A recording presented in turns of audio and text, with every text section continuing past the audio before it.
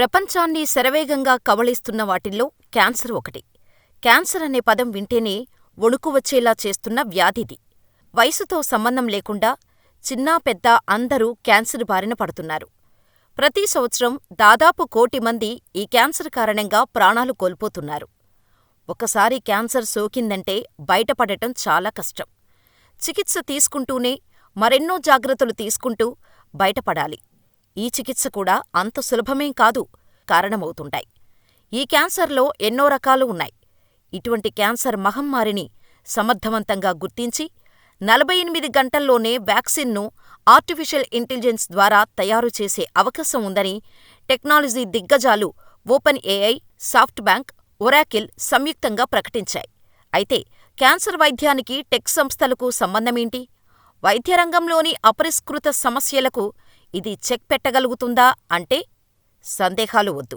Artificial intelligence project ఖచ్చితంగా పనిచేస్తుందని, వైద్యరంగంలోని అనేక అపరిష్కృత సమస్యలను గుర్తించి సరైన వైద్యం అందిస్తుందని అమెరికన్ టెక్నాలజీ దిగ్గజాలైన OpenAI, SoftBank, Oracle సంస్థలు చెబుతున్నాయి. అమెరికా అధ్యక్షుడు డొనాల్డ్ ట్రంప్ పదవీ బాధ్యతలు చేపట్టిన తర్వాత వైట్ హౌస్ వేదికగా ఈ సరికొత్త ప్రాజెక్టును ప్రారంభించారు. ఈ కార్యక్రమంలో open AI CEO Sam Altman, Oracle CTO lorry Ellison, soft bank CEO Masayoshi Son పాల్గొని ఈ ఏఐ పనితీరు ఎలా ఉంటుందో వివరించారు. ప్రాణాంతకమైన క్యాన్సర్ను మనిషి శరీరంలో గుర్తించిన 48 గంటల్లోపు గుర్తించి ప్రత్యేక టీకాను ఆర్టిఫిషియల్ ఇంటెలిజెన్స్ రూపొందించగలుగుతుంది అంటున్నారు.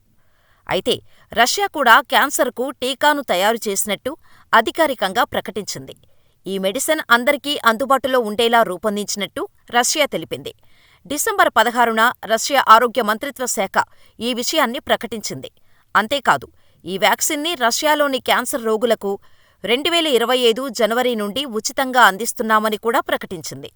ఈ న్యూస్ వచ్చిన కొద్ది రోజులకే అమెరికన్ టెక్నాలజీ దిగ్గజాలైన OpenAI, SoftBank, Oracle సంస్థలు సంయుక్తంగా ఓ భారీ కృత్రిమ మేధ ప్రాజెక్టును ప్రారంభించామని చెప్పటం, ఈ ఆర్టిఫిషియల్ ఇంటెలిజెన్స్ ప్రాజెక్టు వెంచర్ను అమెరికా అధ్యక్షుడు డొనాల్డ్ ట్రంప్ ఆవిష్కరించటం అంతర్జాతీయంగా వైద్య, టెక్ రంగాల్ని ఈ కలయిక ఆశ్చర్యపరుస్తోంది. వీరు ఎలాంటి సరికొత్త మార్పులు సృష్టించనున్నారో అనే ఆసక్తితో ఈ ప్రాజెక్టు గురించి వెతుకుతున్నారు. అయితే ఈ ఆర్టిఫిషియల్ ఇంటెలిజెన్స్ ఇన్ఫ్రాస్ట్రక్చర్లో $500 బిలియన్ పెట్టుబడులు పెట్టనున్నారు. ఈ విషయాన్ని అమెరికా అధ్యక్షుడు ట్రంప్ స్వయంగా ప్రకటించారు. ఈ ప్రాజెక్టు కోసం ప్రత్యేకంగా 10 డేటా సెంటర్లు నిర్మిస్తుండగా త్వరలోనే ఆ సంఖ్యను 20కి పెంచేందుకు ప్రణాళికలు రచిస్తున్నట్టు తెలుస్తోంది. కాగా ఈ ప్రాజెక్టుకు భారీ స్థాయిలో డేటా అవసరం అవనుండగా టెక్సాస్లోని అతిపెద్ద డేటా సెంటర్ల సాయంతో ఏఐలో నూతన ఆవిష్కరణలు చేయనున్నట్టు తెలుస్తోంది. సాధారణంగా క్యాన్సర్ కణాలు మానవ శరీరంలో ఏదైనా ఓ భాగంలోకి చేరుకొని అక్కడ క్రమంగా పెరుగుతూ ఆ భాగాలను ఎఫెక్ట్ చేస్తాయి.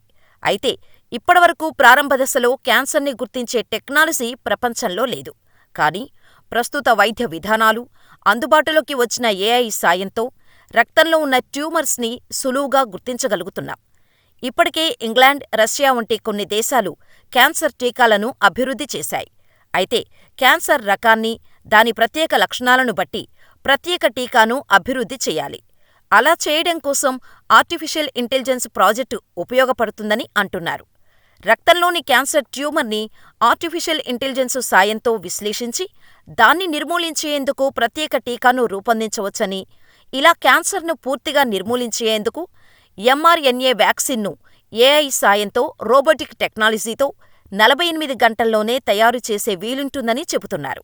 అయితే అంతర్జాతీయంగా వైద్య, టెక్ రంగాల కలయిక ఎలాంటి సరికొత్త మార్పులు సృష్టిస్తుందో వేచి చూడాల్సిందే.